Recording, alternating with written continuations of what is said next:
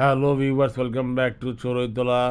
এই মাংসর সেদ্ধ করার জন্য আমরা পানিতে লবণ, দারচিনি, এলাচি, আদা রসুনের টুকরো দিয়ে মাংসটা দিয়ে বাস বয়েল করতে শুরু করব। বয়েল শুরু করার পর প্রায় 3.5 ঘন্টার মতো বয়েল করেছি আমি। এই 3.5 ঘন্টা বয়েল করার পরে আমি একটু মাঝখানে লবণ দেখে অ্যাডজাস্ট করে নিয়েছি এবং এটা ছিল একটা দুর্দান্ত এক্সপিরিয়েন্স।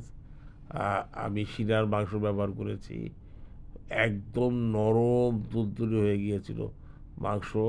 মাঝখানে পরীক্ষা করে নিয়েছি যে কতটুকু নরম হয়েছে, কিন্তু আমি কি বলবো, এটা দুর্দান্ত একটা এক্সপিরিয়েন্স ছিল।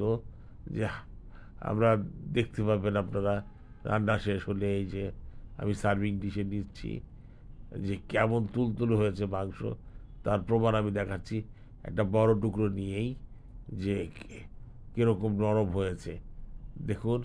জাস্ট হাড়টা ধরে তোলা যাচ্ছিল না। আমি খেয়েছি, খেতেও খুব দুর্দান্ত হয়েছে। এই দেখুন, হাড়টা ধরে তুলতে গেলে বেরিয়ে যাচ্ছে, এরকম নরম তুলতুলে হয়ে যায়, খেতে সুস্বাদু। আগামী ভিডিও রাখ পর্যন্ত সবাই ভালো থাকবেন। আল্লাহ হাফেজ।